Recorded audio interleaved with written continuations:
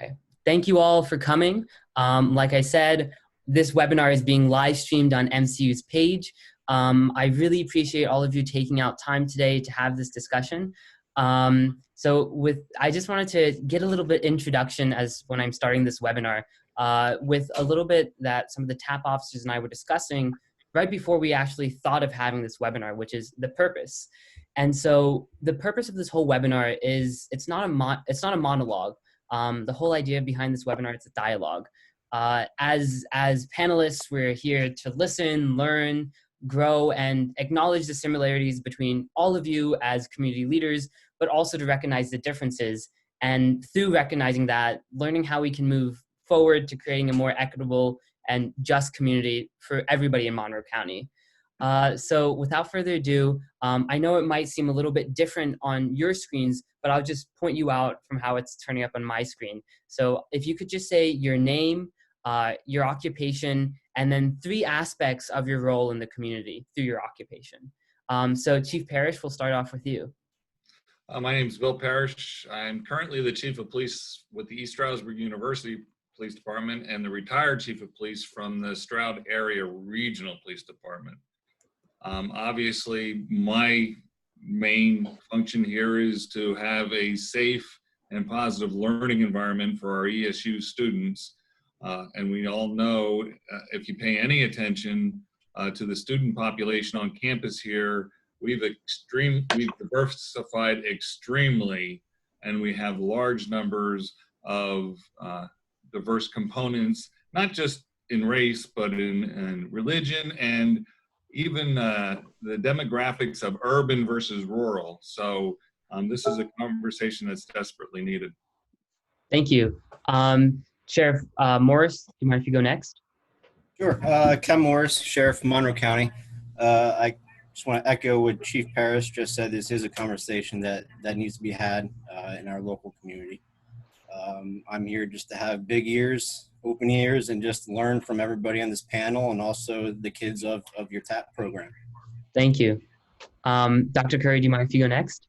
Not at all. My name is Cosmas Curry. I'm the superintendent of the Stroudsburg Area School District.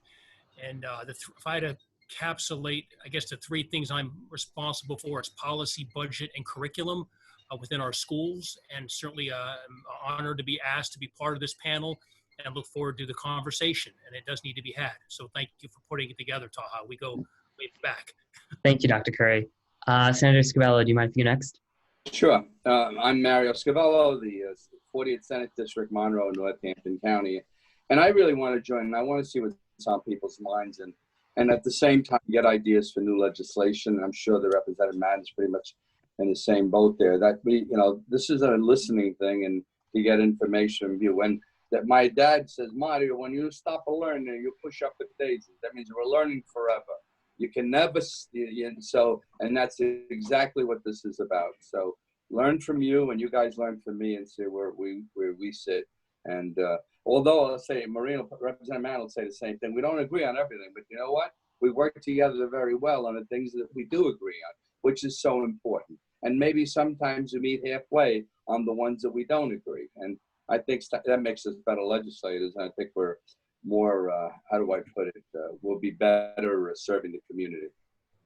Thank you, Senator Scavello. Mr. Jones, you're up next. I'm Tom Jones. I'm the president of Monroe County United, and we pretty much build relationships and break barriers. And today, this is basically what it's all about. It's about building those relationships and breaking barriers that had kept us divided for so long. And like Mario said, try to understand where we can be better than what we are at the moment. So pretty much my role is to bring people together, have these conversations to make a better tomorrow for all walks of life. You know, one of the things Monroe County United also touches on is that we want to make Monroe County a place where everyone is welcome, regardless of race, creed, color, or origin. And today, hopefully, we'll be able to move forward on that. Awesome. Thank you, Mr. Jones. And last but not least, Representative Madden.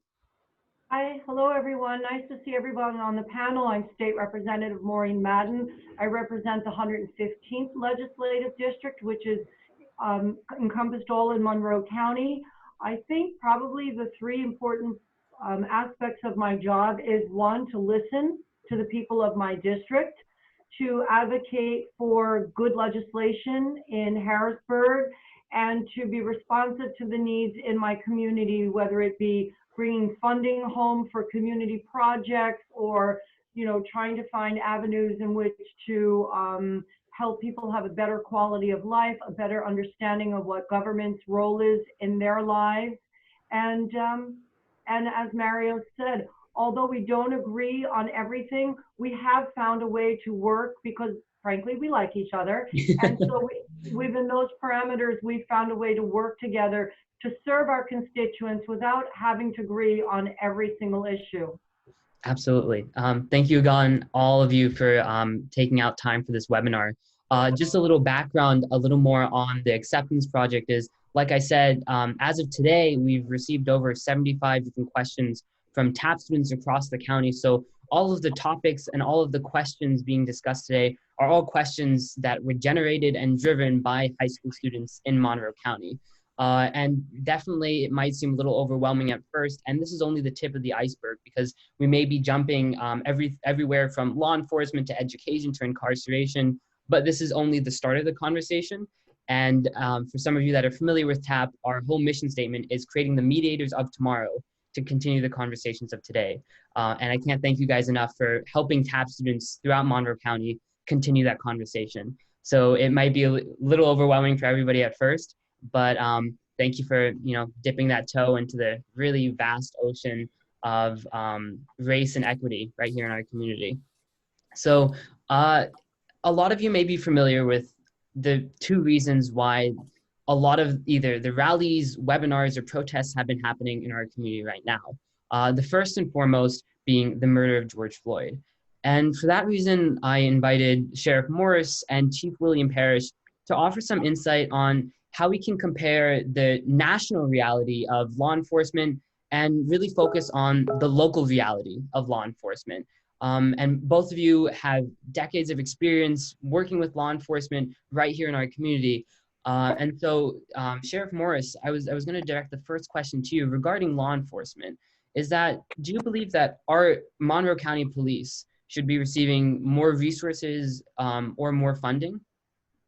Absolutely. I mean, the more funding we can get, the more training that we can get, definitely helps out each police department. And basically, if they can get mental health help for certain things, because police officers really, they deal with other people's problems all day long, right? So when they go home, they forget to deal with their own problems, which creates problems for them, creates problems at work. So if they can get someone to talk to when this type of incident happens, especially when you use deadly force, it definitely will help out local law enforcement. Thank you. And also, sorry, I forgot to mention this in the beginning. Representative Madden, I don't think you were here when I said it, but I emphasize that this is not a monologue, this is a dialogue. So while I might direct a certain question to a certain speaker, any of you are more than welcome to follow that question up with a question of your own or a comment of your own. So it's not just a strict question and answer. So I just wanted to make that clear. But Chief Parrish, do you mind if you follow up with everything that Sheriff Morris just said? Absolutely. Training has been integral in police work forever. So this isn't an issue that we've been asking for this training just because of the Minneapolis and the murder of Floyd. This has been an ongoing need for law enforcement. Unfortunately, sometimes in budgets, when it comes to paring down monies in order to make budget,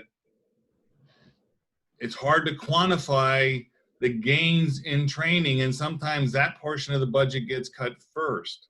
So, and not only do you have the cost of the training, but it's the backfill of officers, the overtime that it generates to cover the shifts while the officers are away. But it is a huge need, especially as complex as law enforcement is today. So either Representative Madden or Senator Scavello, do you have any input as far as funding goes on a statewide level for law enforcement? Is there something from a legislative point of view that you think needs to change? Of course, we put dollars into the state police, and unfortunately, we've been in it more. I'm sorry, Senator Scavello, your voice is breaking up. Do you mind if you can say that one more time? Of course, we state police, and unfortunately, Senator Scavello, I'm sorry. I think your audio is disconnecting. You might if you could hang up and then join the call back, I think that might fix your problem. In the meantime, Representative Madden, did you have anything to say on that? Well, I just echo the remarks of Sheriff Morris and Chief Parrish that training is essential. And when we're talking about the public safety and the well-being of police officers and the public, so I would just like to make a disclaimer up front. I am the mother of 2 New York City police officers, a detective and a beat cop. And I also marched with the Black Lives Matter movement, and I will be there again this weekend. So I see it from both sides. My youngest son, was an administrator to a training sergeant in the South Bronx for the first 9 years of being on the job. And so as Chief Parrish said, is an integral part, and they do a tremendous amount of training, and you don't just graduate from the academy in the NYPD, you're always training. So I would like to see those dollars, those same type of dollars concentrated in training police officers and state troopers, all law enforcement in Pennsylvania. Not for any other reason than there's always training that can be done, sensitivity training. One of the bills that we passed this week was 1910, which would be mandatory training to help officers recognize child abuse. So if they get called to a home, they'll know what the signs are to look for. The other monies that the other legislation we're looking to pass is for monies for PTSD counseling for officers. I can speak pretty clearly to the New York City Police Department, and I don't know that it's all that different anywhere else, maybe the smaller police departments, but I know that it used to be, and Chief Parrish could probably talk about this, used to be, this sign of weakness if you went and said, I need to talk to somebody, I just witnessed this horrific murder. My son, Alex, was involved in a situation where a man was trying to die, suicide by cop. So he was literally committing crimes all throughout the borough of the Bronx, waiting to be fired on by a police officer, and he shot at a police officer. And the only reason my son didn't see that police officer die is because he had, I don't know if we still call them that, a Saturday night special, and it jammed and the gun didn't go off. But it was the most intense confrontation of all of these police officers, and they were able to arrest this man safely without any bodily harm. But you can't tell me that something like that doesn't affect a police officer. My son was in an accident where somebody rammed into a police van, and one of his fellow officers was thrown out of the vehicle, and she was dead, but he had to sit with her ear. Her ear came off during the accident.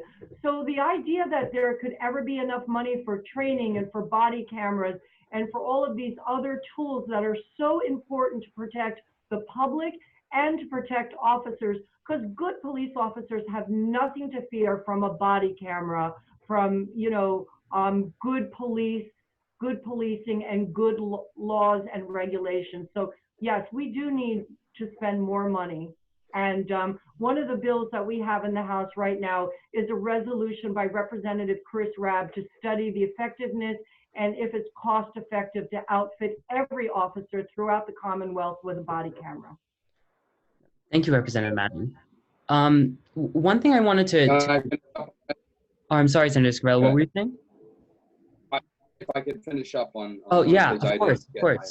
Yeah, I was the mayor of Pocono, and I was involved in the beginning at Regional Police Department of the Mountain. We wrote a letter to 4 municipalities, and one decided Yes, the following year, the next one, the following year, Kuba started buying services, and the third year, Kuba joined in. But training is very, very important. And the beauty of having, and I'm sure because I spoke for Stroud Area Regional, I think you were there, Bill, when I came down to tell you that a lot of folks were saying, well, you're losing your department, but you're not, you're just changing the name. But regionalization gives you the opportunity to be training, and you don't have to send the person out to be trained. You can do that within in-house. And like Representative Madden stated, it's really a trickle investment you can make. You know what I get when somebody says the fund police take money away from them, like what I'm hearing in New York. If anything, you need to spend money to train the police, to make sure that these things don't happen, what happened in Minneapolis. So training is your best investment you can make. So a follow-up to a lot of the thoughts that the sheriff and the chief and the representatives just voiced was that I'm sure many of you have heard it, whether it's on the national news, but like I said, when we're focusing here locally, we can find it too, is that throughout the protests that have been happening, whether it be on a sign or whether it be on a chant, there have been calls to either abolish the police or defund the police. So I was just wondering, and Ben and Jerry's actually came out with a pretty cute infographic to describe what their take as a company supporting Black Lives Matter, what their take on abolish and defund the police was that instead of putting more money into a system that a lot of people might have lost faith in, they can start putting money into whether it's education or public housing or things to prevent crime before it happens. So I was just wondering, any of the law enforcement officers or Mr. Jones, if you had any input on what your thoughts on calls for abolishing or defunding the police are. Well, I don't think abolishing the police is the answer, nor do I think defunding really, because I would say at this point, a lot of our police departments are understaffed, and that's a big problem. And you have staff police officers that may be overworked. That's another problem. So if we defund them, then we're really asking for more problems.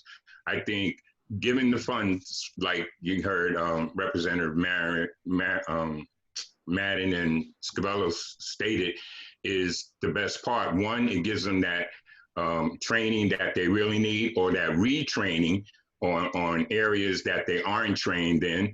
And I think the biggest thing right now is that we allow those funds for that training so we could look at police reform, and so people say, what is police reform?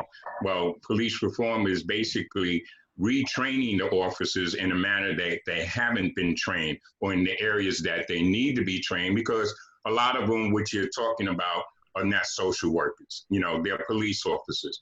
And those areas of mental health, they probably need to be trained as well. We were, myself, Chief Parrish, and Chief Jen Lyons, before this even, the breakout of George Floyd and a lot of other the senseless killings, we were pretty much working on initiative with the Pennsylvania State Police for training with the officers here in Monroe County. And we're still looking to do that. But, to defund the police department, I think is the wrong way to go. Thank you, Mr. Jones. Chief Parrish, do you have anything to add to that? Well, the funding is crucial, and some of the funding issues, and it's across the board for the entire government. It's not just the police. And some of the areas where funding is tight, such as social work, and the need for more social workers to deal with the homeless and social issues in our community is not there. So they've actually placed a lot of that burden on the police officer. You're going out to the homeless camps. We're going to give you a little extra training on how to deal with the homeless. And oh, by the way, mental health is a crisis now, but we don't have money for mental health crisis workers. So let's train the police in CIT, crisis intervention training, which is needed, but there's no mental health expert there with us, or the child abuse, as Congressman Madden said, that, you know, we're out there that, or domestic violence. It seems like we're the catch-all for a lot of this, and a lot of people are now questioning whether police officers should be on that, you know, should we be handling those type of calls? And you know, you talk about racism and racism in police work. The issue is racism in America, and we're part of the body of America, and we're coming from that pool. So yes, there's going to be racism in police work, but when you talk about infant mortality and maternal mortality and median household income and unemployment rate, you know, incarceration, SAT scores, all those things, and how it tracks with African-American population, yet the conversation seems to be going towards police right at the moment. And I understand we had that moment, but how do you defund us? I think you need to fund these other programs better in order to take on some of that role and work in cooperation with us, because we know the hazards of sending these people out into the field. And as far as who's going to answer the phone when you dial 911, when there's an active shooter in your school, or when there's a home invader in your house, someone's going to respond. If you defund the police, then you're going to pick another entity, whoever that may be, to respond. And I believe with the systemic problems we have in America, you're going to end up with whatever that entity is taking on the characteristics that that the police are battling with now. I don't think you can pick a population segment that can handle this exactly the way that people want. And I can't help but, and I don't like to go on a little bit, but on April 5th, 1968, the day after Martin Luther King was assassinated, a third grade teacher did an experiment with her class when they asked, you know, why was Dr. King killed? And she talked about racism and treating people because they were different.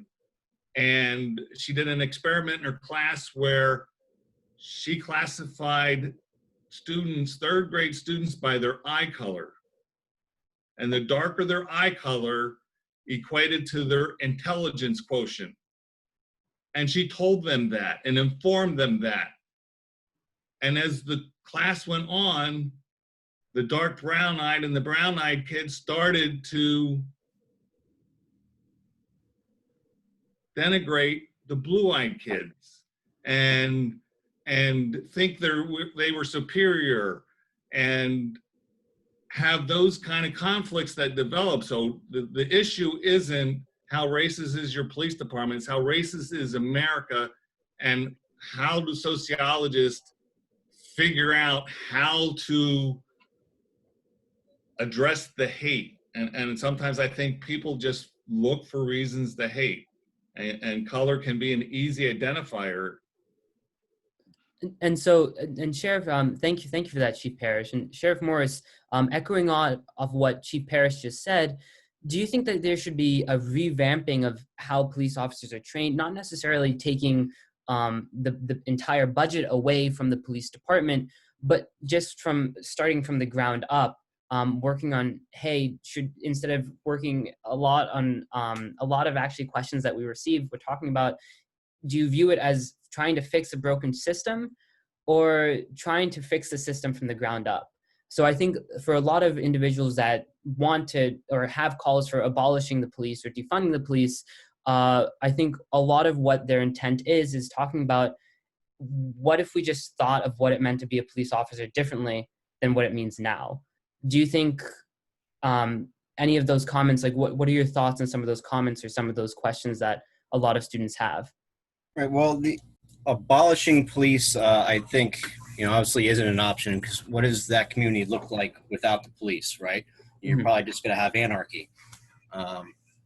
Training from the ground up, I mean, the funding with training, and you go through MOPEC or you go through PCCD like the deputy sheriffs do, the curriculum is basically the same. And like I said before, a lot of the things that they're training in the academy, you're not getting coping mechanisms to deal with deadly force situations, like the chief was talking about before. Training with police it's very fluid, and the laws are changing every year. We have to go to updates every 2 years, but with the deputy sheriffs now, it's every year. So you really have to keep up with what the state is doing as far as legislating laws. So when laws change, we have to change our tactics on certain things, and then the training has to change. And then to get training, you need money, and then money comes from the county, which comes from the state. And so it's just all one big circle. And I think basically, the training has to come from the academy. The changes need to be made there. And then it needs to filter through the actual police departments, the sheriff's offices, and the state. I actually want to change your characterization of the training. That training is occurring now. It's not like we need to change the system. We are being trained. If you listen to the transcripts of what happened in the death of Floyd, the junior officer on the scene said, positional asphyxiation, we need to roll him on his side. That officer knew what should have been done in order to save this man's life. It was the senior officer that chose not to, and I'm sure he received that training. We all receive that training because we know how responsible we are for someone in our custody to save their life. So we don't need to change the training. We have been adapting the training. We just need to continue it and increase it and bring into the fold maybe some of the older officers that are resistant to the change.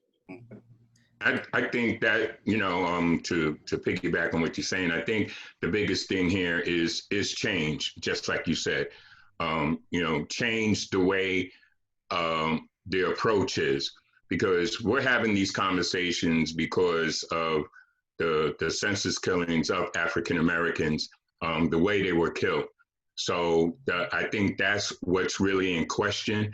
Do we have training where we don't have these type of incidents where because of a body cam or a cell phone that they're capturing something that's inappropriate by the police officer. So the change is where that needs to be addressed, or approach as far as how are they going to apprehend. They're getting rid of the chokeholds, but is the chokeholds really the key to them apprehending a criminal or a suspect? Some of these have been non-violent stops. So we have to look at it, each and every case for what it was. Was it a violent or was it non-violent? How do we approach these situations? And if we do have to make an arrest, how are we going to do that differently instead of getting the same results that we've been getting over decades, so to speak? So I think that the training probably has to change. I know there's specific training in law enforcement, but then classifications, is that part of the training? Should that be part of the training? Classifications of races, classifications of cultures. Should we be able to understand those classifications? I know you and me sat in on with the state police with a presentation they had, and there was some classification in there in order to recognize those individuals or those people who they were. So I think that may be the route that we may need to go as far as additional training is concerned. Yeah, And thank you. it's an issue of brutality. Though the statistics are disproportionate, there are Hispanic Americans and white Americans dying at the hands of police also. Yes, it's disproportionate. So brutality also needs to be addressed overall in the use of force. I agree. If I may jump in, what happened up in Minneapolis That police officer shouldn't have been on the job as far as I'm concerned, if you read the record. I'd like to know how he skated through. There was 16 to 17 issues with this man, and why was he still on the streets is beyond me. I feel for that young man that just came out of the academy that is in trouble right now because, he's on the street for 3 days. And, really, it's wrong with what happened up there. That guy should not have been on the job. How many times do you want to look the other way? And I hope that police department up there, another police department, look at those records. When you have that amount of issues with you, come on, he should never have been there. George should still be here. If I might Yeah, of course, add on Representative. to something that Senator Scavello said. So Senator Scavello, we have the answer to everything that you just said about all those complaints. It's coming your way. We passed HB 1841 this week, and that would require background checks. If a police officer moves from one police department to another police department in the state of Pennsylvania, there now has to be a thorough background check. Now that came too late to save George Floyd or Tamir Rice, but moving forward, this will be extremely useful because Tamir Rice, that 12-year-old boy who was killed for pointing a water pistol that was clearly a colored toy that didn't look anything like a real gun, standing in front of a youth center, was gunned down by this officer who had left and been fired from another police department in Ohio and just moved to a different police department, and he was hired and they didn't do a background check.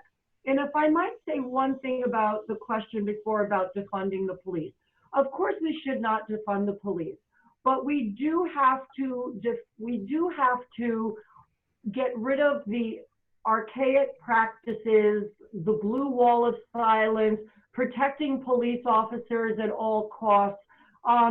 Former officer Daniel Pantaleo, who was responsible for putting the chokehold on Eric Garner that ended his life, had 3 lawsuits settled against abuses by him. How many lawsuits does it take before you say to a police officer, hey, we tried this, this really just isn't your calling? And if you have to put your hands around somebody's neck, then definitely being a police officer isn't your calling. So and what Chief Parrish said was spot on. We have systematically defunded the social safety nets for social workers, for abuse counselors. When my son was on the street in the South Bronx, 90% of the calls that he got were domestic calls. I mean, literally, a mother would call him because her child wouldn't get out of bed for school.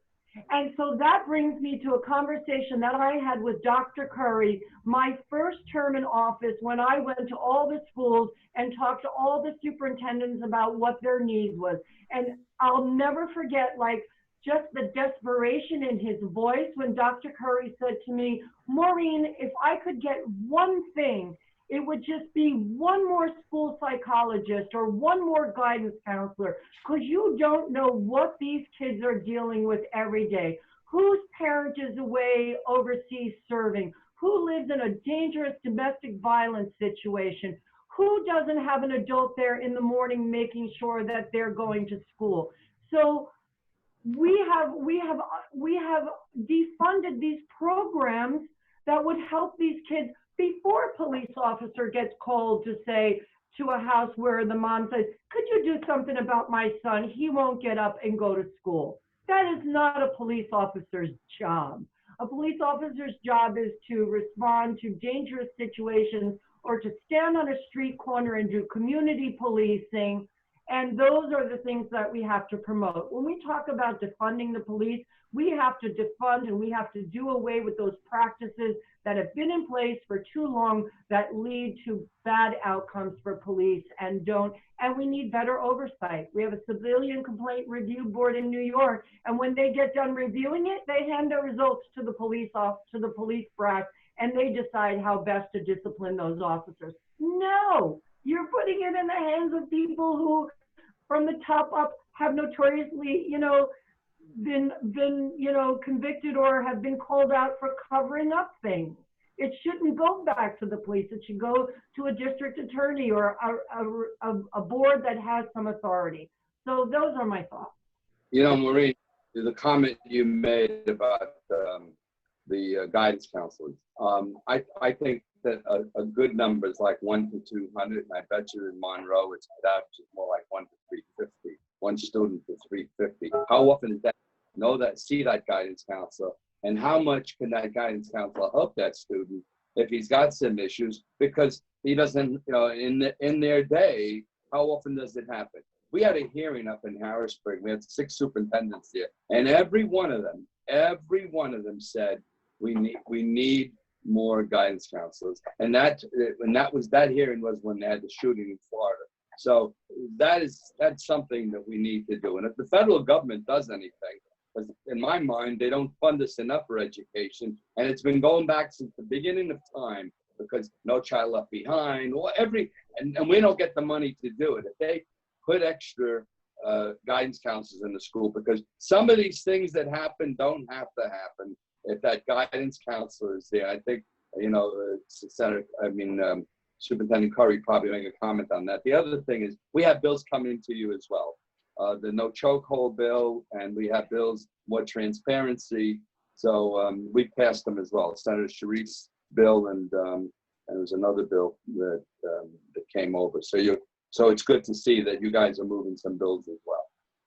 Thank you, Senator Scarell and Representative. Can I just touch up on what the senator and what the representative said on that? Yeah, as far as his former officer, and from a administrative standpoint, we have to take a look at the union contracts and negotiations that the police union have with the commission, especially from a discipline standpoint. It needs to give the police chief or the sheriff more leeway, because this guy probably should have been gone 13 complaints ago, and we wouldn't have this George Floyd incident. But unfortunately, there's loopholes in that system somewhere in Minneapolis in their union contracts that shouldn't have been there, and that's what kept this officer on duty. Kenny, you're right, because I think those. Sorry, Senator Scarell, do you mind if I follow that question up with Sheriff Morris? Yeah. Is that in Monroe County, do you think there are loopholes like that need to be closed or need to be worked on? I don't know what the local jurisdictions, what their union contracts look like. From my standpoint, with my deputies, the only thing that they can negotiate is salary and benefits. As an elected official, I work under County Code 1620, so I have hire fire ability, and I can fire for just cause. So if he has, it wouldn't have gotten to the point where he has 13 complaints, 1 or 2, and especially if it rises to my level of policy procedure. You do this is what happens. This is your repercussion for it. You're insubordinate, you're suspended for 5 days unpaid. You get another one, you're terminated. So some of these things with policy procedures need to be followed, and some of these union contracts need to be negotiated with leeway for the police chief or their supervisors to have that power to say to the police commission, this person needs to be terminated for cause because this happened. And tying that in with all of you mentioned education as a factor, and tying that in with you, Dr. Curry, as far as we just had a question come in from an African-American student, and it was a comment about school resource officers. And the comment that the student was making is that at the end of the day, as much as the school resource officer tries to either befriend students or become friendly with students, at the end of the day, he'll still have a badge and a police car, and the student will still feel unsafe based on past experience with law enforcement.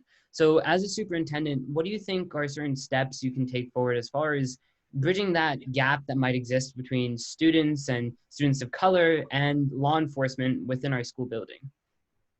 Well, I think first of all, the purpose of the SRO program was to bring police presence into the schools for educational purposes, and to build those bridges and build a community of trust between law enforcement and the student body. frankly, regardless of grade level. I know that in experiences that we've had with students in our SROs, and I want to say we've had in my tenure, we've had 4, 2 that started and moved on to other positions within the department.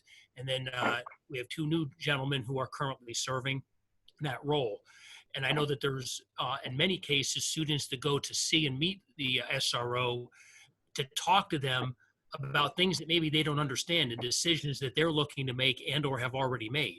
So I think that there's a lot of things that happen. I think when you think about arrests and things that happen in a school, and there are things that happen that aren't good, we deal with them, but there's many things that happen that are very good and preventative by having an SRO. But I think at the end of the day, you have to build a community of trust because we're all in this together. And I don't know, when you talk about like a police officer still having a badge and still being responsible, well, sure, that person is responsible to take care of the community and make sure that the safety of all is accounted for. And I think that there should be a greater dialogue between that person, that student, and or student body as a whole. And I know one of the things we're looking at here is to better provide those educational programs within maybe the history curriculum or arguably the English curriculum, where all students have those subjects, irregardless of what they choose and what their future goals and opportunities are. So that's a tremendous platform for an SRO to go in and have conversations with a class and talk about what they do and why they do it and what the expectation is and how to react and how to respond if you're ever in a situation where you're being questioned or pulled over, if you will. So I think that there's a lot of good that can come out of it. And if there's if that student that asked is a Stroudsburg student, you don't have to tell me that right now, but I just think it's important that we make sure that there's a connection for any of our students with our SROs, Mike Palmer and Rob Kahowitz, to bridge a gap if there is one. And sorry, thank you for that, Dr. Curry. And a follow-up question to that, to you, Mr. Jones, is that I know you did a lot of work in the NAACP on behalf of advocating on students of color. And I think it's a fact that here, I can't speak on behalf specifically on Monroe County, but on a statewide level, students of color are disproportionately expelled or suspended from public high schools.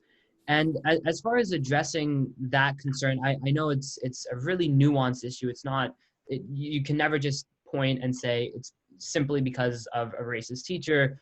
I think there are a lot of factors that can be tied in with it. But as far as your experience with the NAACP, how do you think, as far as disciplinary is concerned, how do you think you bridge that racial gap between how schools discipline students and specifically students of color? Wow, yeah, with my experience with that's something that also really needs to be addressed. I don't know the data on it. I don't think the data is good. I know I have supported a lot of African-American kids when it comes to, all of the school districts here in the Poconos, for several discipline actions that were brought against them. I think as we're doing today, all of us, as well as a lot of other community leaders, that we need to be able to have these conversations. In other words, build the relationships with one another, as well as our students as well. Monroe County United, as you know, has been in the school, high schools, to address traffic stops, to tell the kids, educate them on what to do and what not to do, to give them a sense of not to fear the police once they're approached by the police.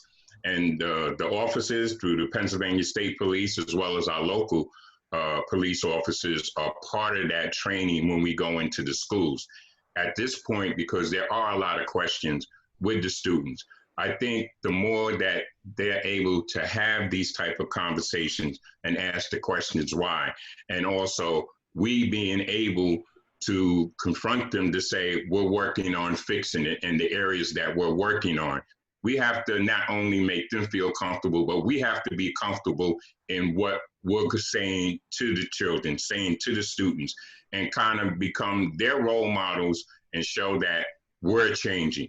Again, it's about us having these conversations, but there's a lot more people that could be on these calls so we can have these conversations and build the relationships so we could break those barriers. Let me ask you a question. The number of organizations that are disassociating themselves with police departments, and including the question you just asked, where is this student going to build a relationship or learn about the integrity of 99.9% of the men that do wear the badge if we are ostracized and taking out of these roles where there can be interaction with their police? There has to be a community effort in order to keep the community safe, and programs that build trust between those agencies and departments that are responsible for keeping their community safe, not ostracizing them and kicking them out of the schools or kicking them out of, you know, other programs that they work proactively with the community. If I were that student, and if I was friendly with this resource officer, I would go to him and say, how can I, you know, help me, because this is what's happening to me. What do I do when I get pulled over? Do I go on the offense right away, you know, or answer the police officers' questions? You know, everything is a learning moment. And I think at that particular time, that young man should, if he's got confidence in that police officer, reach out to him, say, hey, this is happening to me. I'm getting stopped for no reason at all. You know, I think that you got to be honest. Don't wait till it becomes a problem. Try to address it early on, because I know that's happening in parts of my district. And I've spoken to the parents and I spoke to the police. It's not in Monroe, but it's in the other county. If I might add something, if you don't mind. Of course. So I think that student would feel a lot better if his school resource officer looked like him.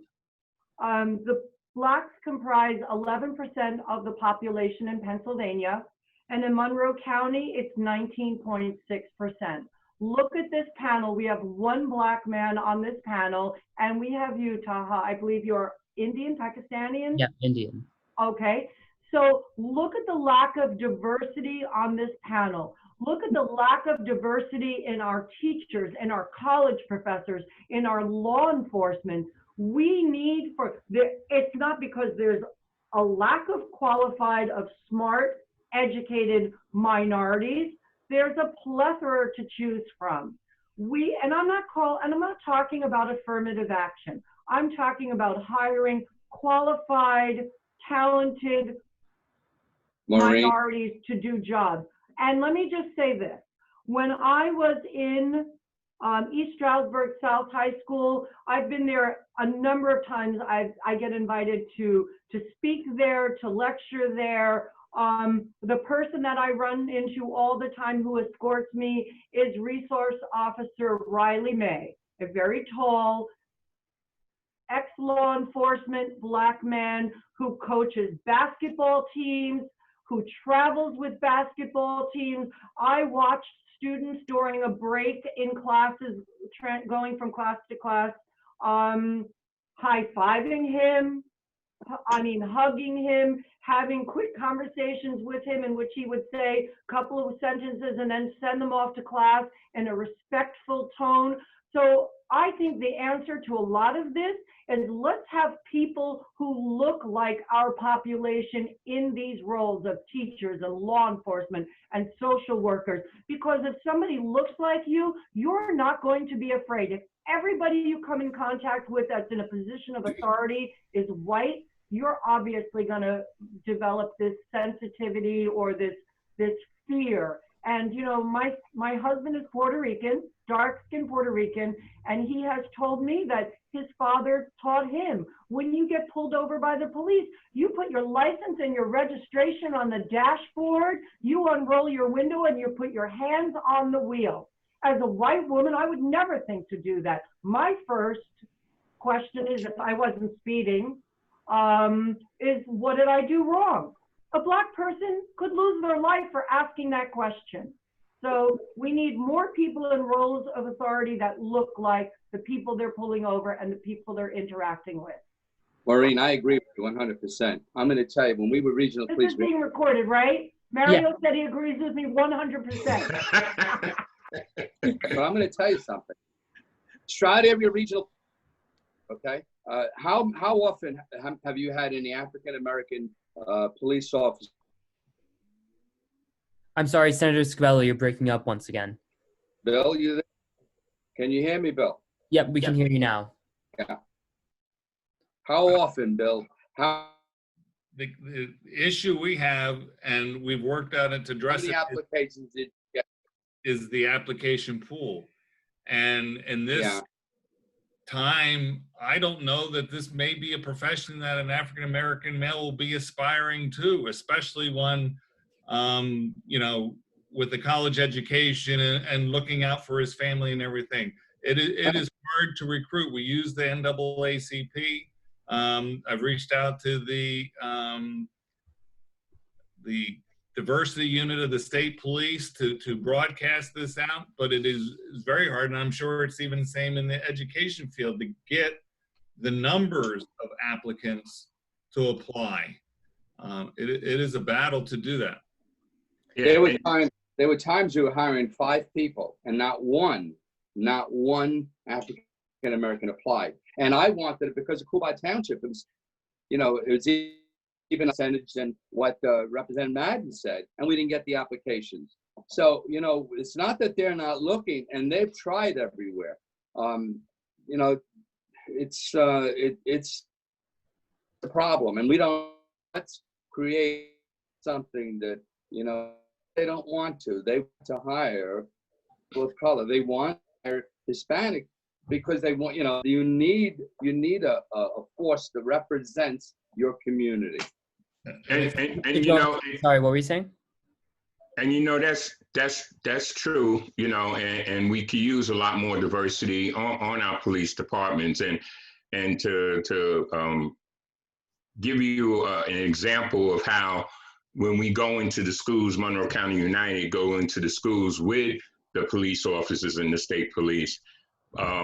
We have Officer Jerome Taylor, who's African American, and he takes, He's a graduate. Yeah.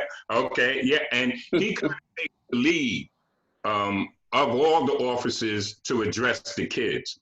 And case being, he looks like most of the student body, and he's able to relate to them in a manner that they probably won't accept it if there's a white officer, but they listen to the white officers. I can tell you, those workshops in the high schools that we go to, after the workshop is over, a lot of the kids come up and they speak to the officers. They speak to Jerome. They speak to the state police. So they're reaching them, you know. But when we have situations that transpire, like has transpired down the last couple of months, that is something that maybe a young Black kid is going to say, I don't know if I want to be a police officer, you know, and he's starting to question that. And the same thing would probably even go for the teaching, which we know we need pretty much essential here in order to probably change the way some of the things are in the school district. So, you know, it's hard, which is understandable that, you know, no African Americans have submitted any applications, but we know it's essential. Again, it's about building relationships. It's about how we make it attractive to those young people that we want to bring on so we could have that diversity. So I think, again, I'll go back to say, as long as we keep having these conversations, but we have to have it within the schools, with the students, so we know how we have to take an approach and what we need in order to get their attention to become a police officer. And you know, the most unrepresented group is a larger percentage than the African American in our community. How about females in law enforcement? you said African American females in law enforcement, correct, Bill Perry? I'm talking all females in law enforcement. Definitely. I mean, they got to be around 50%. I'm not an expert, but around 50% of the population, and recruiting females is even difficult to get into law enforcement. And a lot of you emphasized education as a factor of, hey, a lot of the education happens in these conversations. And I think what was Tamiko Patterson, she's the president of the Stroudsburg Area School Board, mentioned that after a bunch of racist videos were being exposed on social media of Stroudsburg students, mentioned implementing race and sensitivity bias training within our school curriculum. And Dr. Curry, this is directed towards you, is that as far as that education goes from an administrative point of view and from an educative point of view, what does that sensitivity and bias training look like? Do you have any insight into that? Sure. First off, it can't be one and done. You know, what we're looking at doing here, and I want to be very clear too, that we started this last year at this time with poverty training and trauma training with our administrative team and then our staff. And as we move through the school year, I sit on a committee, a DE&I committee, and we were talking back in January and February of this current year about providing cultural awareness training, implicit bias and microaggression training to our staff. And, you know, unfortunately we had some incidents that occurred, and, you know, as a result, you know, it's really just, it's a continuation of the professional development that we believe we need and want. And it's got to be more than once. It has to be sustained. We're working with the Community Action Committee of Lehigh Valley and the Anti-Defamation League to provide that training. I'm hoping to finalize those things by the middle of July. You know, we have the dates established of which we want to do that.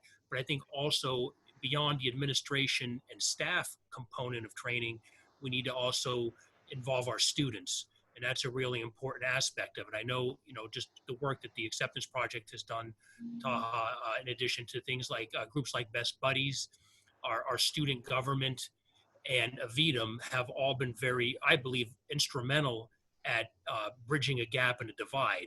But I could tell you that I have heard from faculty in random spurts over the past 5 years saying, particularly this year, that it's really, there's a lot of great things happening in our school, and that there is it's the best that they've seen it in terms of the respect among students and the collegiality among students.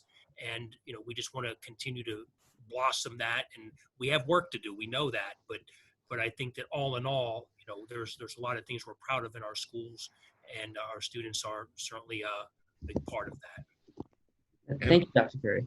And although I agree with Congresswoman Madden about Congressman just gave her a raise.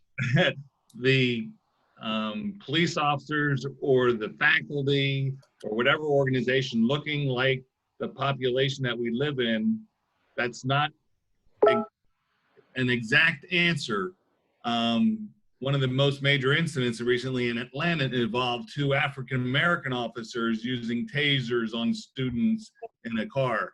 So training, no matter what race is, in order to make sure that we all know the principles of good police work and the expectations that our community has on how we respond to situations. Taha, could you? Sorry, Senator Scarlett, what were you saying?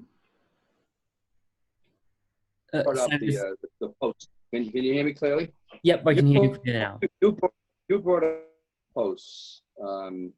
How would you handle that? You know, because it could be a teaching moment for those students. What would you recommend that the school have done? Totally throw them out of the school and gone, or what would you, or find a way to bring them together and try to educate? Because you know what, education, but they need to really think about what they did and what they said, be forgiving, and hopefully we can win them over. What do you think? So, sorry, I think Senator Scarlett, your voice was breaking up there, but I think for those of you that didn't hear, I think what Senator Scarlett was asking was, how do you think we should respond to some of the students whose videos were released of them using inflammatory and racist language? How do you think we should proceed with them? And for this conversation, Senator Scarlett, I'm purely the mediator. So my opinion is void right now. That's the easy way out.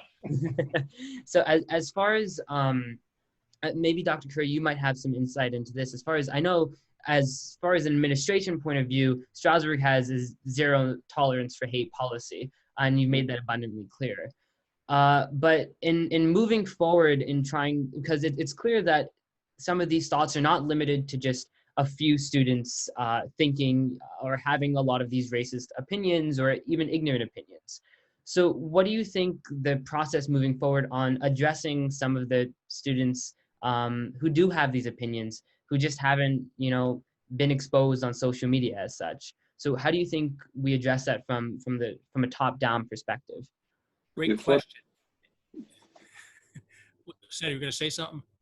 No, he flipped it. He didn't answer the question what he felt.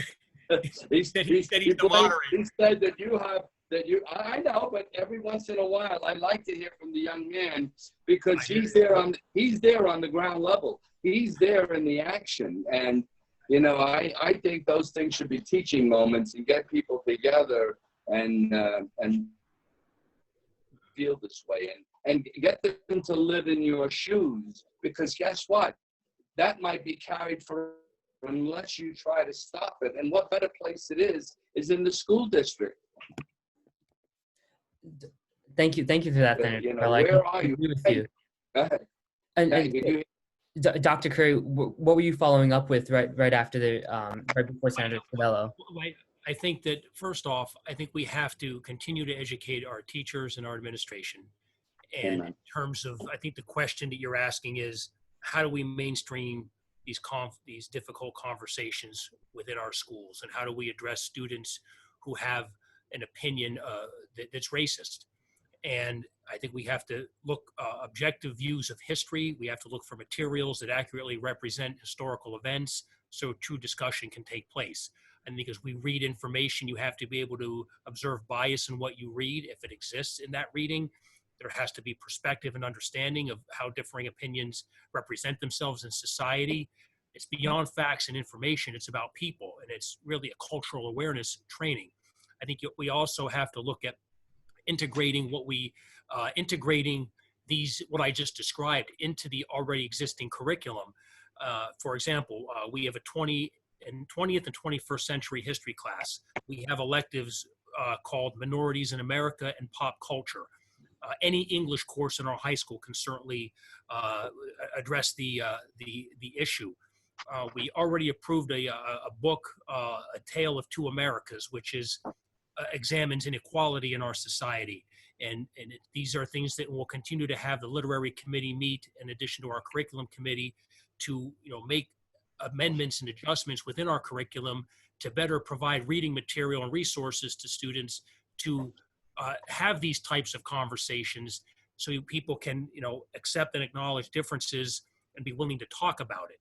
And that to me is the steps that we're currently taking and will continue to take to make change for the better of all.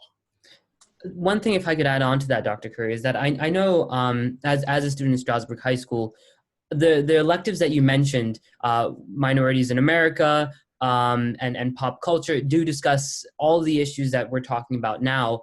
But from a lot of the questions that we're getting from students is talking about how do we mainstream conversation in a way that every single student has a conversation about what, let's say, white privilege is, or talking about the whole conversation about Black lives or the Black Lives Matter movement. Because you're right that those electives do have it, but those electives are, after all, electives. So do you think it's realistic to expect that an entire history curriculum, whether it's in 9th grade or 8th grade, is that something realistic to expect teachers to teach about topics such as privilege and race?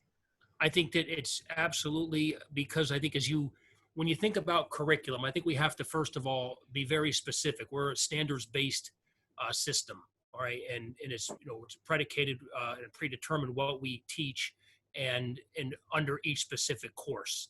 So when you think about what you just asked, if you talk about whether it's white privilege or Black Lives Matter or any other type of subject matter related to racism, I think it's really important that we have to be specific about the content and which course it can marry itself to the best relative to meeting the standards. But I think that it's certainly doable, I think, through a history and or English curriculum, because all students take history and or English. It's a matter of identifying which course it best fits into. And those are the things that we're looking at now, in addition to the materials themselves. Thank you. And if I might add to what Dr. Curry said, you know, I have two thoughts on this. Number one, we have to start earlier than high school. You know, from first grade, we should be teaching that slavery was a black stain on our democracy, that we should be having conversations right now, well, we're not in school, but as statues are tumbling down of Thomas Jefferson, we should be having conversations around the fact that Thomas Jefferson regularly had intimate relationships with his slaves, bore children, and then when he died, he didn't free them. That's a conversation around history. And the talking about the student who was expelled for the racist video in high school, that's a learned behavior, Taha, at home. I was born in Irvington, New Jersey. Just quickly, I'll tell you this. And I grew up in West Orange for the first 7 years of my life, West Orange, New Jersey. I was one of 2 white families in an all black community. So I never learned that black people were different than white people, because we all just went to school together. We all liked each other. We all played together. It wasn't until I moved to Hackettstown, New Jersey at 8 years old, and there was 1 black family and 1 Spanish family. And when I was in high school, another black family moved into the community, and everybody was talking about them like, oh, they must be the good blacks because mom is a professor, mom works in a bank, and dad is a professor at Centenary College. And I watched those students, that brother and sister have to be smarter, better at sports, always have a smile on their face. And I understood it because I was born in a situation and raised by a dad who taught me about Dr. King as soon as I had an attention span, who talked about being in the Air Force in the 50s and traveling with his superior, his commanding officer, and how he commanded so much respect on the base. And then they would leave and go to a coffee shop, and my dad would go in and get lunch, and they'd find a park bench. These are learned behaviors. These behaviors have to start at home and have to be reinforced in school. But the idea that law enforcement and schools are going to take the place of parents instilling, you know, what's right and wrong in their children, we have to also look at parents and the home life. I'm telling you, that young lady who was expelled, that was a learned behavior. She didn't just one day decide to record this video and say, I'm going to destroy my life with this video. Mr. Jones, you have something to add? I think well, Maureen kind of touched on it, but we have to go to the history. You know, why do we have racism in America? We need to go from the beginning. If we go from the beginning, we'll see that pretty much America might have been built on racism, unfortunately. You have your parts where it was being built and things looked good because America was growing. But how were they growing? What were they growing with? What were their policies? You know, were there policies for all walks of life, or it was only for a certain walk of life? We need to be able to go to the history and try to understand why we are where we are today. The other thing is, I agree with Maureen, a lot of this is taught. So to get out of it immediately is not even going to happen, because we're talking about hundreds of years where it's been passed down, where it's taught in the home.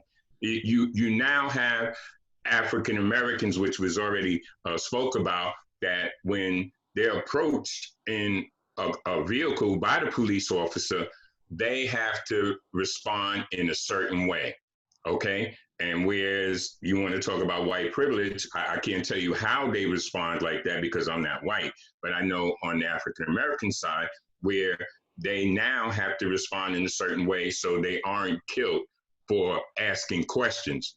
Probably one of the most profound things that I've witnessed a couple of weeks back was an African-American woman who is pregnant.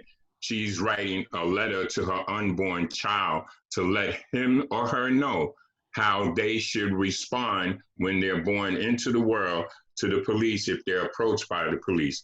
Now that's a little bit, you want to say, extreme doing that, but right now you have tensions where African Americans really are in fear because they don't know how things are going to go.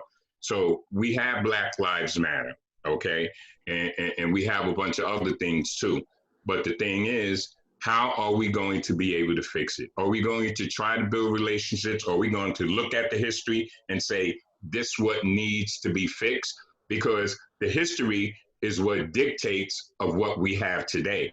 And if we can't go back to the beginning and say, okay, this was wrong when we set foot on this land we call America, and that we need to change it because it's not right to all walks of life, you know, that, and we know the African American didn't come here on their own. We know the history, and if anybody's been looking or reading the history, they see how they got here. So they really wasn't to be part of society to a certain extent. They were only here to build America. And piggybacking off of what you just mentioned, Mr. Jones, you mentioned about historical injustices and how that kind of ties into the term that's being thrown around right now, systemic racism. And Sheriff Morris, if you don't mind, I can direct this question towards you. We've had a lot of questions rolling in, specifically about incarceration within just in Monroe County and Pennsylvania as a whole. So it's as far as Pennsylvania as a whole go. I don't know if you included it on that document, but I think the numbers were that for every 100,000 individuals in Pennsylvania, 725 are incarcerated, which is it's a very, very high number. The U.S. national average is 618. And so as far as incarceration goes as a whole as well, is that there's also statistics that show that African Americans are disproportionately incarcerated, specifically in jail. And so as a sheriff, I know you have a lot of jurisdiction over our jails right now. What do you think the future steps are to decreasing the incarceration rate within Monroe County jails? And do you think that's a step that needs to be taken? Well, first, there's only one jail in Monroe County. It's in Snydersville. Sorry, yeah, Monroe County Jail. Okay. Right now, we have roughly 170,000 residents in Monroe County, right? So our inmate rate right now, what we have population-wise in the jails, as of this morning, was 257 people incarcerated, which is way below the national average of 618 per 100,000. And to go a little bit further in that, as I see one of the question was, is there a disproportionate amount of minorities as compared to white people in our jail? And Monroe County is actually kind of an anomaly, all right? Because right now we have, out of 257 people locked up in our jail, 56.25% are white, all right? And 24.5% are Black, and 19.25% are Hispanic. Now, one can argue that Hispanic is not a race, but ethnicity, right? So if you take half of that 19% and make that 9.5 and add that to the white percentage, you're still talking 2/3 of our jail is predominantly white. And also our jail is 85% male, 15% female. But if you go to other jails such as Philadelphia, right? As of, I want to say 2014, 2015, they had over 8,000 people incarcerated in their jail on a daily basis. They did a study, and I think they got a few grants into where right now I think they're less than 4,000. And really what they did to lower incarceration rates was to really talk about pretrial lockup, pretrial bail. And that's how they really lowered the rates in their jails. And also recently, obviously with COVID, you have stay home orders, so people aren't getting incarcerated as they were before. So right now in our jails, at least here in Monroe County, everyone stayed home, so you had less DUIs, right? So if you have your second or third DUI, depending on, you know, how high of a rate of alcohol you had, you're talking about mandatory sentences at that point. To go a bit further, you go to the state and you look at, well, what's the sentencing? How do we sentence here in not just Monroe County, but the state? And the state has state sentencing guidelines that they issue. So every crime that you commit has what's called a gravity score. And so that gravity score dictates, hey, this crime, the gravity score is from 1 to 15, 15 being first degree murder. All right. So that's the worst thing you can commit. Right. Got it. So 1 is like your retail thefts, low on the list. So you commit a retail theft, you're probably getting slapped with probation and you're going. But the same person commits retail theft and they have a prior record score of, say, like a 5 or a 6. Now you're thinking, well, you're not going to get probation now. You're talking months in the county jail. So judges are bound by this. They do have some discretion, but sentencing guidelines, I think, need to be looked at as well if you want to change the overall length of the way people are locked up and what they're locked up for. But I think the first conversation you need to have is with pretrial bail, why they're locked up.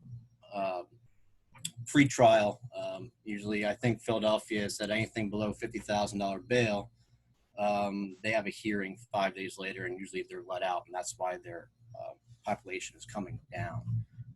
Here in Monroe County, we really don't have that issue because we're so low.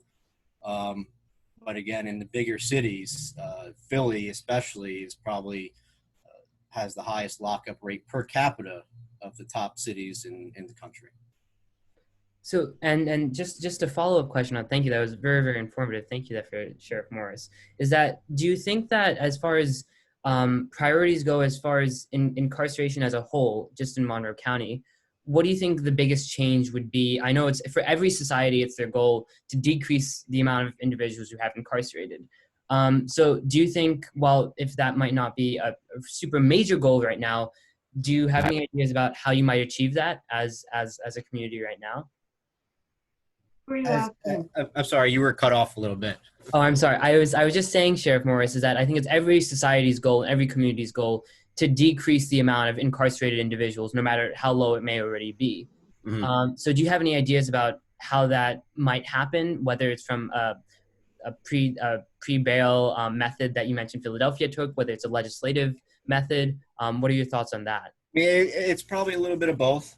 And you have 2 legislators here on the panel that can talk about the Crime Commission and things like that, the Sentencing Commission of Pennsylvania, and how they go about their sentencing guidelines and how that all was come up with. But pretrial bail and things like that have to do with district attorney associations. So that's all up to each county's district attorney and how they want to, and the president judge of that county, and how they want to do pretrial conditions for bail. And that thing trickles down to the magistrates and how they issue bail first. Thank you. Taha. Yes, Senator Skrella? This recidivism is so important. I think that when someone comes out of state prison, if we don't help him get employed, she's going to be back in the system. And because, of course, the record is there when they do a background check. And I've brought this up on a few occasions, and I think it's something that we're going to work on, is try to give some incentive to the employer to hire them. Because if they don't get the job, they're going to be back in the system. And it's going to be a circle. So you want to reduce the numbers, get rid of the recidivism, because I bet you that's where the big numbers are. Now we have reduced some of the numbers. We put them back, the governor's released and we approved it. The only problem is that if we don't help them, and I brought this up, if there's dollars set aside to help them get employed, they're going to be back in the system. And I'm going to tell you, I take blame a little bit for that. I think any legislator needs to address that issue, because that's where you're going to reduce the population. Representative Madden, did you have something to add? Sure. So Taha, before I got elected, I taught at East Stroudsburg University. in the communications department. And part of what I did also was I volunteered and taught at the Monroe County Correctional Facility. I taught women. If they were women that were going to be released in maybe 4 to 6 weeks, we worked on interviewing skills, how to turn the jobs that you did in jail into, job skills on a resume. So here's what I observed while I taught there. We have to stop criminalizing drug addicts, homeless people. It cannot be a crime to be addicted to drugs. It cannot be a crime to be poor. It cannot be a crime to be homeless. The one young lady who broke my heart, she was 21 years old. She had been in and out of jail since she was 18 years old. She, at 12 years old, her dad decided it might be a good idea for us to have cocktails together. At 12 years old, an alcoholic father, again, in the home, making drinks for his 12-year-old daughter. That escalated to drug abuse. That escalated to shoplifting to feed a habit. We have 10,000 people waiting for services in the state of Pennsylvania, whether it be intellectual disabilities, getting into a facility. We just passed a law in the House. Well, we passed a law in the House last session that said, because it used to be if you wanted to get into a drug rehab in Monroe County and they called you, you were on a waiting list and they called you and you said, oh, but I've been clean for 3 weeks, but I still want to come. That counselor would say to you, if you don't test positive for heroin or whatever drug you're doing, we cannot let you. And I heard the heartbreaking story of a mother whose son had been clean for 3 weeks. He got called and he scored heroin the night before and OD'd and was dead the next day. And this man had been in and out of jail so many times, just trying to get help, just trying to beat an addiction.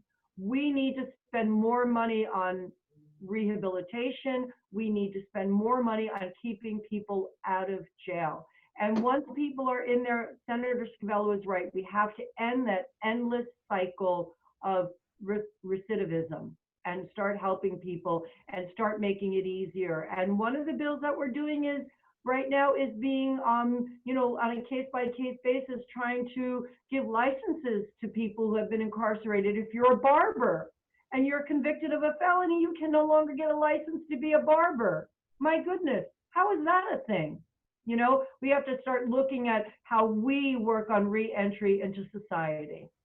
And I want to go back to what you stated earlier in the conversation about social services. The police are the ones that are getting these drug addicts are dumped onto, because we're going to the shoplifting, we're going to the robberies, we're being required based on lack of services for the drug addicts to arrest them and put them in a criminal justice system.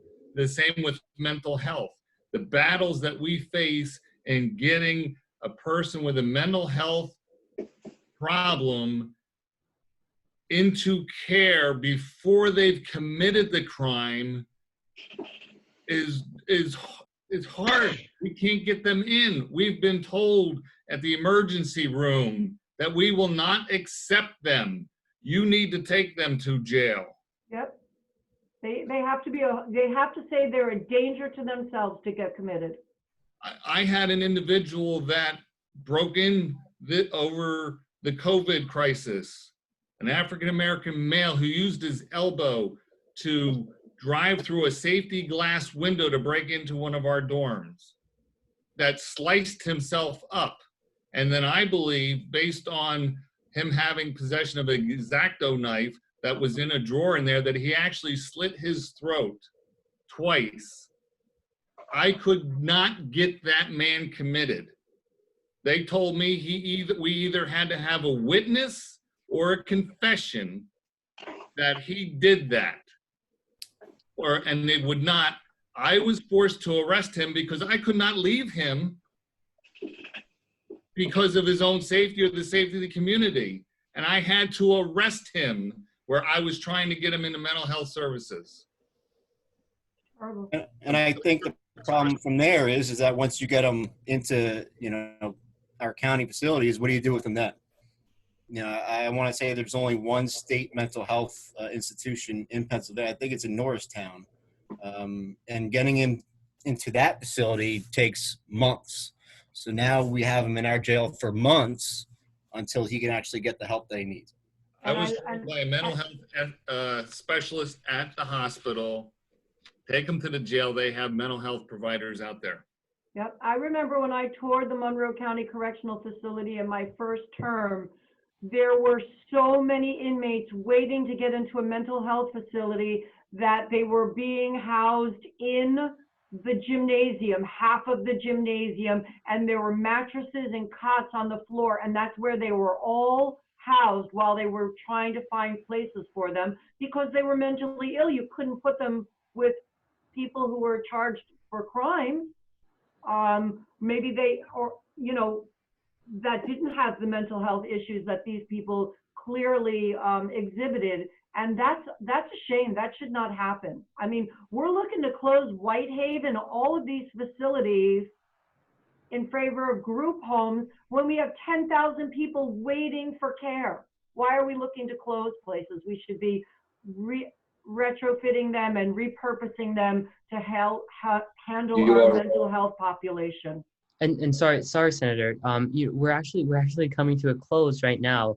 But sort of as ending remarks, the last question I had to all of you was, why do you have hope for Monroe County achieving racial equality and justice? And I know that's a very, very generic and may seem rhetorical, but I think all of you stated very, very eloquently a lot of the problems that you are facing within your own departments, as legislators, as activists, as law enforcement.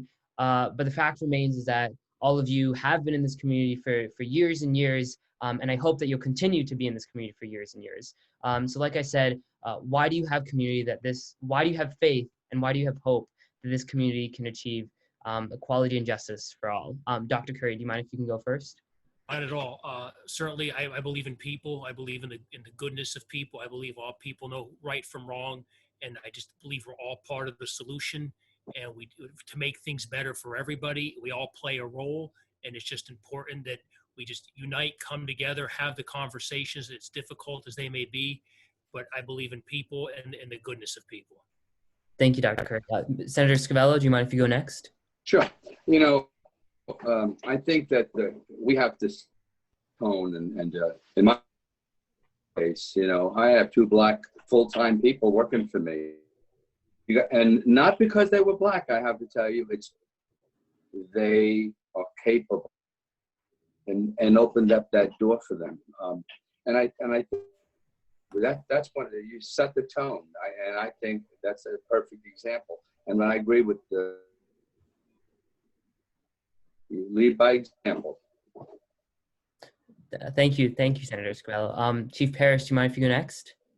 What I like is the active organizations that we have, the NCNW, the NAACP, Monroe County United, all working together and working with police officers in order to do this. But what really excites me is the 3 girls that I listened to last Friday talk about how to engage the Stroudsburg School District and their issues. The gentleman that led the march to the courthouse and had thousands of people, the youth in this community, and their drive and their enthusiasm needs to be harnessed in order to make real change. And you're the excitement that I feel for this county now. And you guys need to carry the torch, and anything we can do to help, we'll be glad to do. Thank you, Chief Parrish. Sheriff Morris, do you mind if you go next? Sure. Let me just say I grew up here. I've been here since 1986. I was only 2 years old then. I graduated from Pocono Mountain High School in 2002 before the school split east and west. And I was asked right after I did march it was Kasim Johnson who was the organizer of that one march a few weeks ago. I marched in that one, and I was asked in an interview, were you scared? And my answer, no. These are my people. I grew up here. I know who these people are, and they have plenty of chances to take me out, trust me. I was right in the middle of everybody, all right? But I have faith that they're doing everything for the right reasons. And that's why I chose to walk with them, because of the situation that happened in Minneapolis is brutal. It's about humanity, and I have faith in our youth to continue this fight that we are still fighting. Thank you, Sheriff Morris. Representative Madden, do you mind if you go next? Sure. So my answer is pretty close to Chief Parrish's answer. The young man who organized the 2,000-person peaceful protest and rally, Kasim Johnson, had just had enough. And we have gotten to the point where we've just had enough. And Dr. King, after the I Have a Dream speech, said, we can't, 500,000 people walk away from this place and pat ourselves on the back and say, job well done. We have to move forward with continued conversations. And this is probably my 5th continued conversation since Kasim's march. And the president of the NAACP, Krista Caceres, is a very effective taskmaster. She has absolutely laid out the agenda for how we're moving forward. And if any legislator, anybody in any position of power thinks they walked away from that march thinking, hey, I showed up, I got my picture taken, I'm on Facebook, good on me, they're wrong. This is going to be months and years of legislation and conversations. And I serve on the Pennsylvania Legislative Black Caucus because of the population in Monroe County. And I'm proud to use I acknowledge and I'm proud to use, and almost it's my, I have to, right? To use my white privilege to open doors and to make this state and this nation more equitable for every person, regardless of their color or their race. Thank you, Representative Madden. And Mr. Jones? Definitely hopeful. And like everybody else that was at that march, I was there with Kasim Johnson as well. And that really, really inspired me with seeing all those youth come together. And that was, protesting Black Lives Matter. Probably the biggest thing that was enlightening was it just wasn't African Americans. It was all walks of life. That was a sight that I will never forget, and I was glad I was part of it. I am now working with Kasim Johnson and a lot of other youth with Monroe County United. They are part of the Youth Development Committee. They have a lot of ideas and concerns that they're going to be able to implement and start changing things in the community, working with other organizations. And that's what it's all about. All organizations need to come together and build relationships with one another and address these issues and the changes that we need here in Monroe County. That's the only way we're going to be effective. Because we say we all in it together, then we have to be about it together. Right now, we're working on bringing the community in on a police town hall forum that is on the table, that we're just solidifying the details at this point, not only with all the local police officers, Sheriff Morris, if you didn't hear about it yet, you're going to be part of it as well, along with the state police that's going to come in within the next month. We're looking to do that, to build those relationships, to have those uncomfortable conversations so we can have better interaction with the law enforcement. So I'm definitely hopeful. Like I said, I'm working with those youth and we're looking to expand into areas that we haven't been before and put them into places because they are our future for tomorrow. Hey, thank you so much for that, Mr. Jones. After each TAP meeting, we all clap our hands for a round of applause for all of us. So I'm getting a bunch of round of applauses on Facebook Live. So thank you all again for taking out the time. Thank you, Chief Parrish. Thank you all for your time, taking out time for this conversation. Like I said, TAP, our mission is not to change anybody's mind, not to change anybody's perspective, but to give students that opportunity. And it's a progressive opportunity. It doesn't happen after one conversation, but making that opportunity present to them week after week to engage in these uncomfortable conversations, to engage with local leaders like yourselves so they can become more informed about their conversations and they can actually enact some change after having those conversations. Thank you all once again so much. And I hope to see you guys in person sometime soon. Taha, you're an impressive Great young job. Keep All right. up the Thank good you, work. Taha. Good job. Thank you. Good evening. Thank you all. Thank you.